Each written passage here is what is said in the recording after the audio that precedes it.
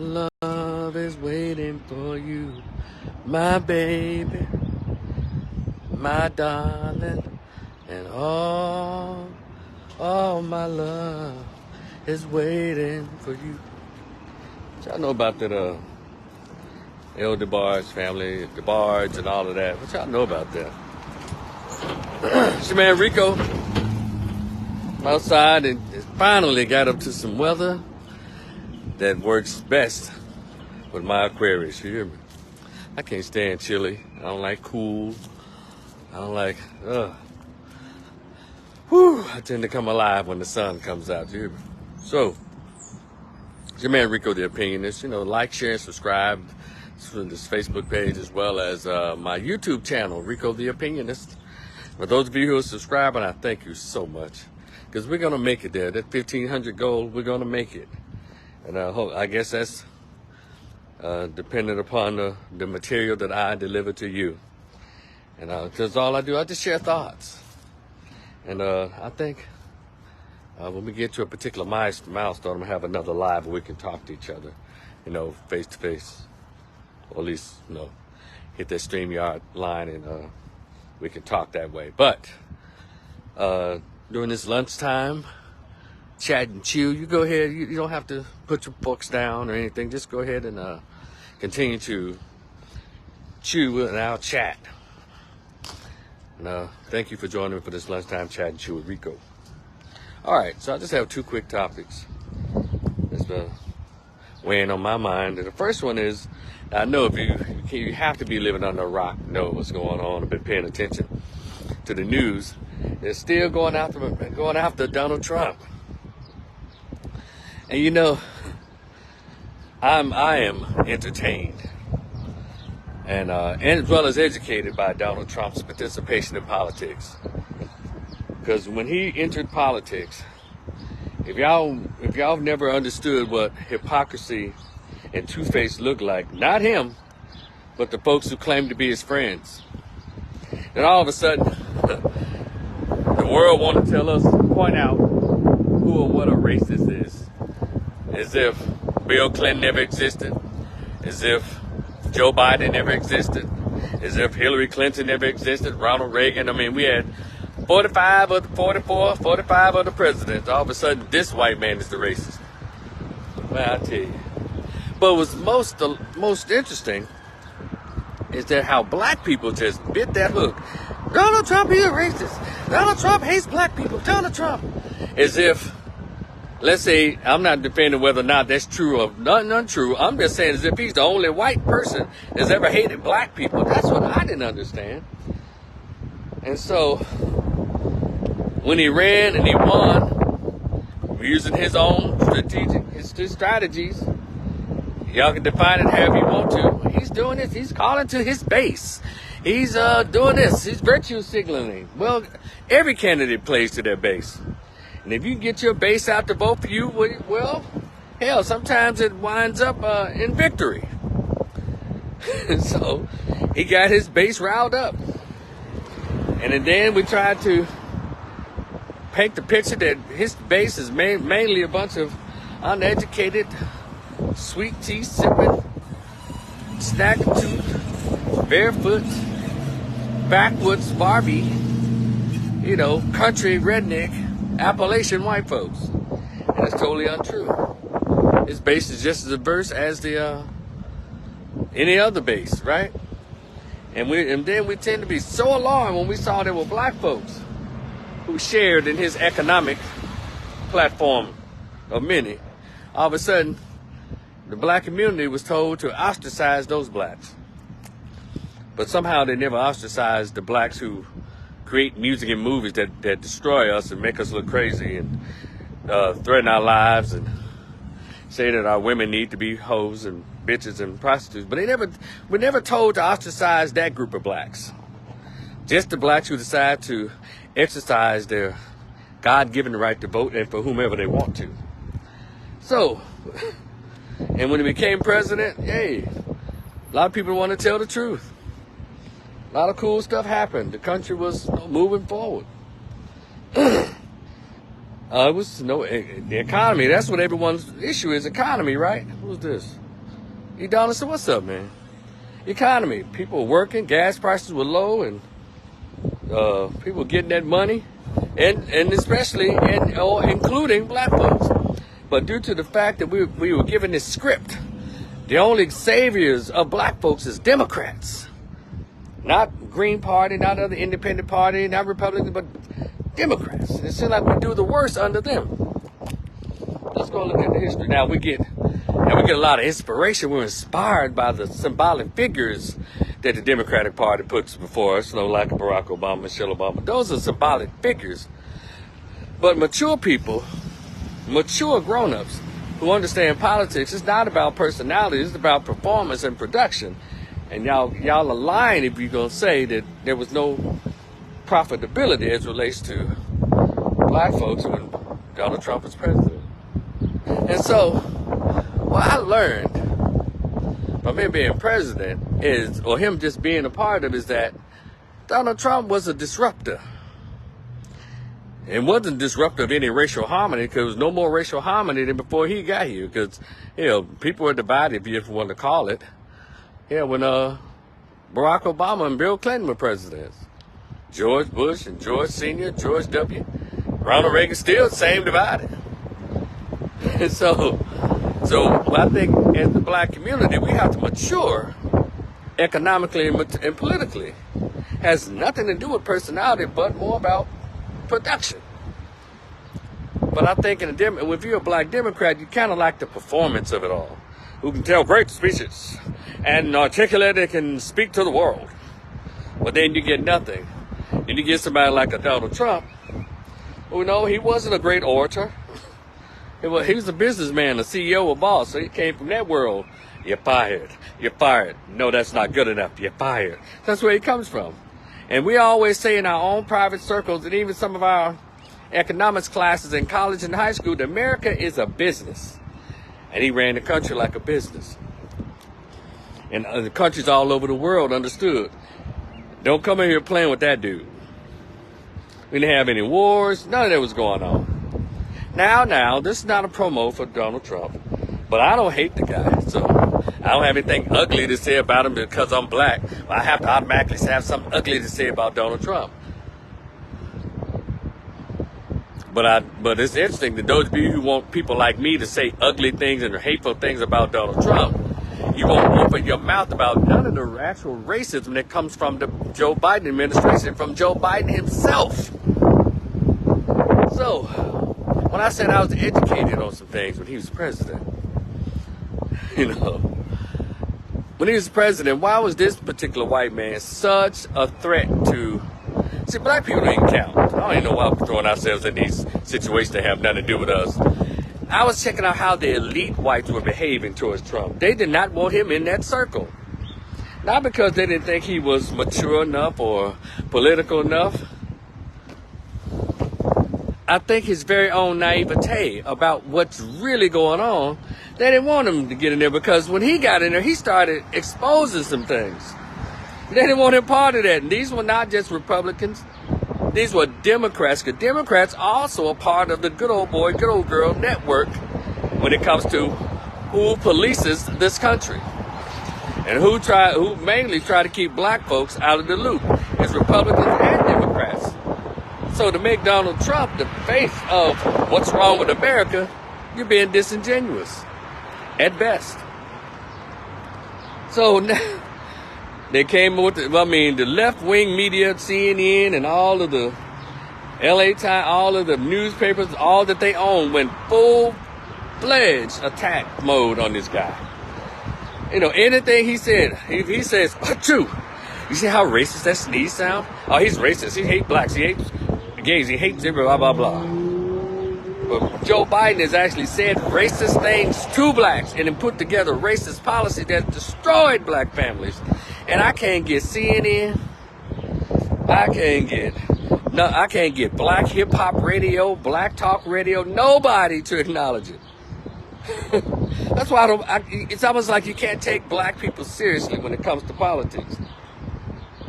And so they even try to use the laws to try to trip this guy up. Now, granted, Does he behave in a pristine manner all the time? Of course not.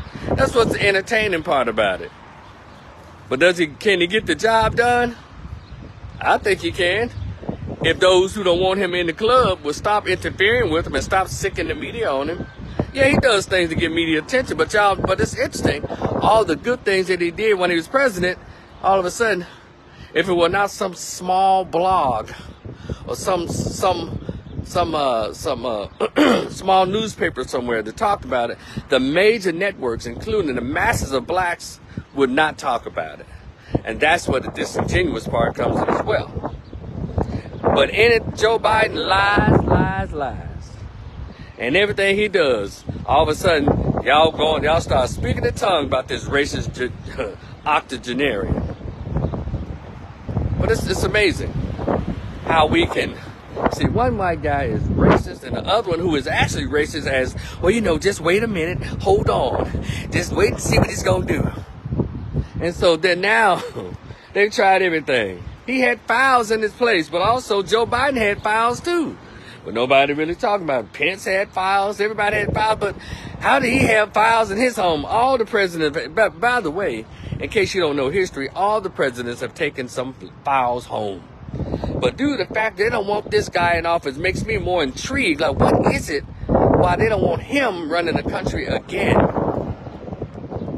It doesn't make those so-called racist white folks no more racist. They always acting the fool. It doesn't make the police department no more hateful towards blacks. It was hateful towards blacks when Barack Obama was there and when Bill Clinton was there.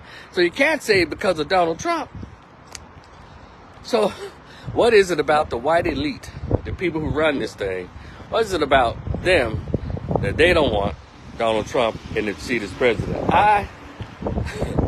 And so, look, I hope he gets to be a candidate next year. I just like the drama of it all. But also, something inside me like, hey, come on, man. I'd like to see him be 2024. Yeah, I would. Because there's something about that. And then just watch black people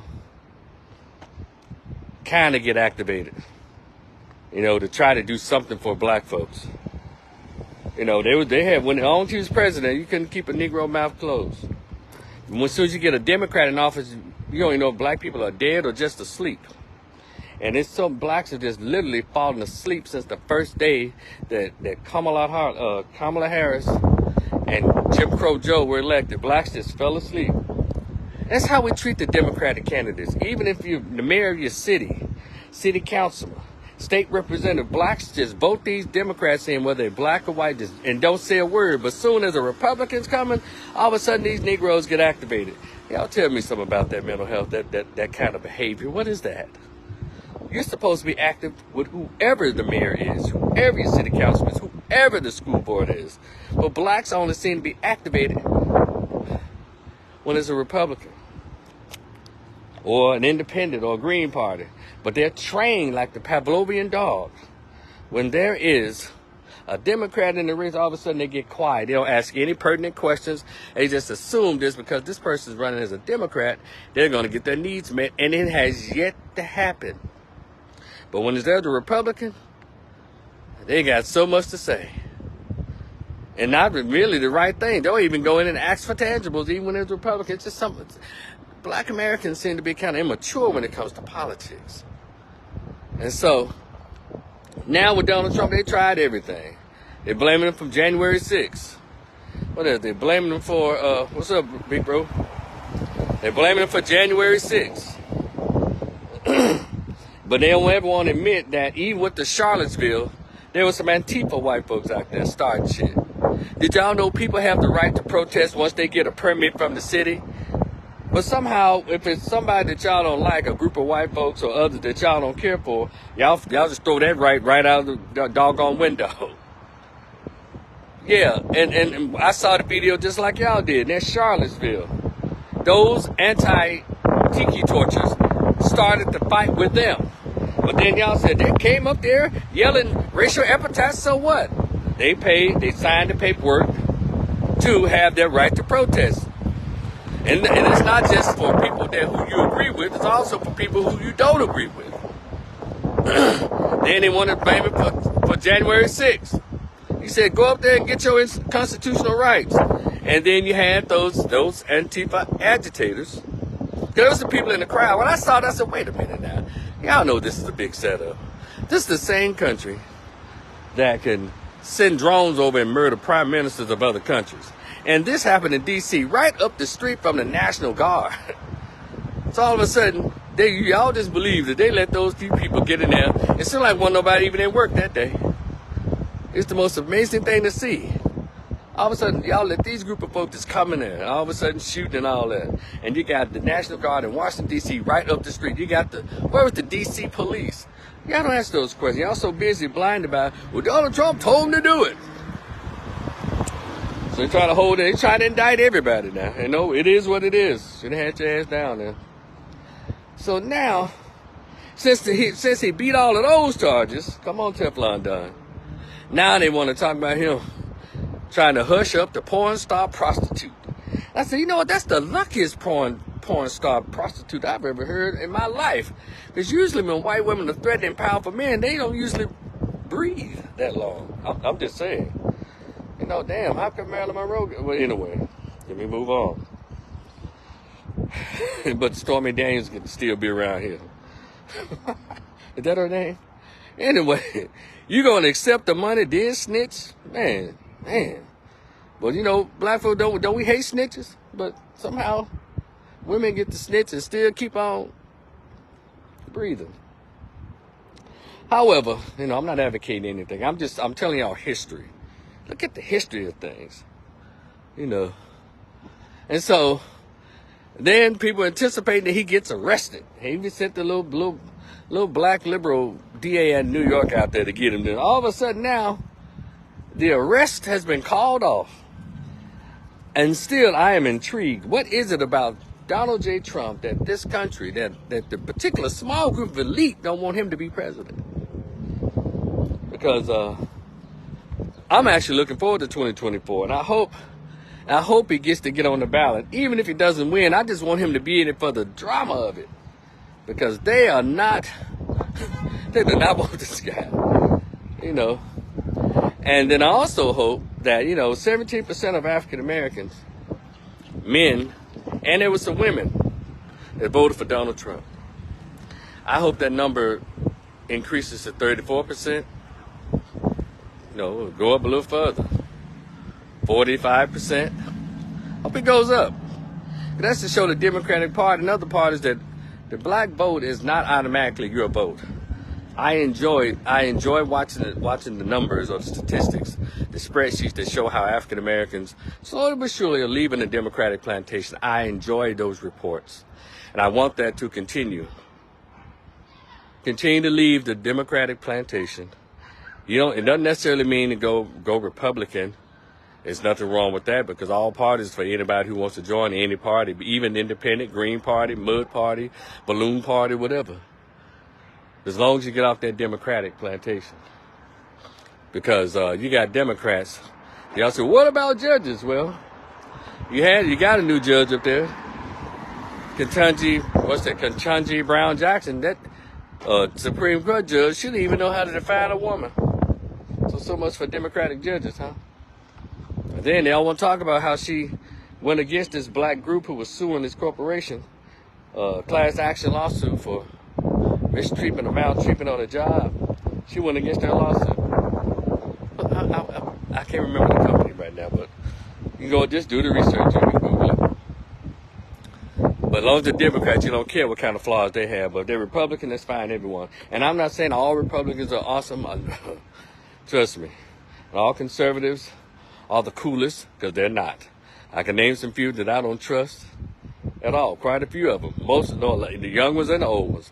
However, you're not going to sit here and continue to try to take the Democratic Party by sprinkling sugar over shit and then try to tell me it's pudding. We're not going to do that. That's why I need us to become more mature when it comes to the politics and economics of this country. We're not the top of all the negative lists in this country for nothing. Got it? So shout out to Donald Trump. Go ahead and Teflon Don. Get past this latest stuff. Not even want to charge you with that. Even if he go to jail, well, you know, when he gets out, hell, You're gonna be ready, because y'all cannot continue to say that what's been going on. So the past 2.5 years is acceptable, especially black folks. This administration has passed rights and laws and giving money to everybody except for blacks. And black men, again, I don't understand. If you're a heterosexual, masculine black man, meaning, let me say it again, if you're not a gay black man, if you're a heterosexual man, if a masculine man, what are you doing still voting Democrat? Because nothing about that party addresses or appeals to heterosexual, free-thinking, masculine black men. It's for black women, liberal Jews, homosexuals, and single mothers. They don't even mention black boys except when they're talking about some damn criminal justice reform. See how they can lock more of them up? So I don't understand. Why are black men, heterosexual black men, still voting Democrat? It's weird. So, good luck for everybody in all their parties in 2024. But you need the brothers to get smarter and get away from that doggone party. Because it's not a party of black men at all. I mean, straight black men. Now, everybody else, it is what it is. So, number 2, reparations. Now, we continue to watch how this administration, even administration before then, but hell, even Barack Obama, they have enough money to send over to these white Jewish people in Ukraine, $55 billion and counting. That was the last chunk of money. Before that, $17 billion and $14 billion. But still, yet, American neighborhoods are still suffering when it comes to spreading money to American neighborhoods. All of a sudden, there's a budget deficit. We don't have the budget for it. Number 2, they always have money for every other ethnic group except for black people. $55 billion, and not one time was the national debt ever mentioned. But as soon as you start mentioning reparations for foundational black Americans, American descendants of slaves, all of a sudden, local and federal pundits come out saying, well, the national debt, we can't afford it. And what do you mean? Then you even have black talking heads. What are you talking about? Well, how would it be paid? In what way? And what's the plan to pay it out? They didn't have a plan, didn't have any of those things when they pay everybody else money. Did y'all never pay attention to that? Or is it just me? It's very simple. Just the way they bailed out that Silicon Valley Bank. Y'all know about Silicon Valley? That's not far from San Francisco. Shout out to Uncle Venus, Grand Fam. Silicon Valley is that part of that little area where all of the techies, all the people had hundreds and billions of dollars from the tech industry. That bank went under. Can you believe that? And so this Biden administration, he said, well, it's not a bailout. Well, what do you call it then, Joe Biden? It is a damn bailout. Just like Barack Obama, $747 billion or something when he left. Bank bailout, and black folks still can't get no loan from all those banks they bailed out. Bank of America out of bed, Wells Fargo, you just name it. Nobody hardly lends blacks as far as business loans, housing loans. They triple your damn APR. But you still got money for a bank that's supposed to be self-sustaining. All the billionaires, 100 millionaires were customers of Silicon Valley Bank. And we still don't have the intelligence enough to get behind as at least 40 million of us, let it be known, or at least 30 million blacks, let it be known. No, y'all need to pay the $17.5 trillion in reparations. That's a start. Because y'all got 55 billion, 14 billion, another 80 billion for everybody else in their own personal businesses. But when it comes to a debt you owe, that is for 300 years of free labor, cattle slavery. Now we got to have all these goddamn, we got to set up these commissions to study. Like, you don't need no damn. A commission doesn't need to be formed. History has already been written. And look at black folks, how we think. We don't even have our own names. We didn't speak our original language. You understand? We're out of our minds. So drop off the cash payments. Not in the form of land. Not in the form of job programs. I think each person can get $1 billion apiece. I think they can get their own land. They can get their own schools. By God, they can create their own bank. Their own bank as well as their own jobs. So, cut the check. That's what some of Dr. King's last words before he woke up and stopped the integrationist crap. And he started speaking about, can't nobody make no move. You can't make any move just by sitting next to somebody in a lunch counter. You make moves when you have money. And people say stuff like, if you don't have dollars, it don't make sense. If you don't have dollars, you can't make change. We say this all day long, so we start demanding our dollars. Well, let's do a commission. Let's spend $15 million on a commission. So who gets paid off of that? Nobody black. So I know a lot of y'all tired of this black stuff. But it's because of this black stuff that we got people like Jesus Christ, Nat Turner, Marcus Garvey, Fannie Lou Hamer, Ida B. Wells, Harriet Tubman, and the list goes on, Malcolm X. It's because of this black stuff, Medgar Evers. It produced these great people who we say we celebrate. But then on the other end, I guess because we got white friends or got mixed kids and all that, all of a sudden it's not, we don't even talk about this black stuff. But we can talk about this gay stuff all the time. We can talk about this trans stuff all the time. We can talk about this queer stuff all the time. We can talk about this Jewish stuff all the time. We can talk about this Asian stuff all the time.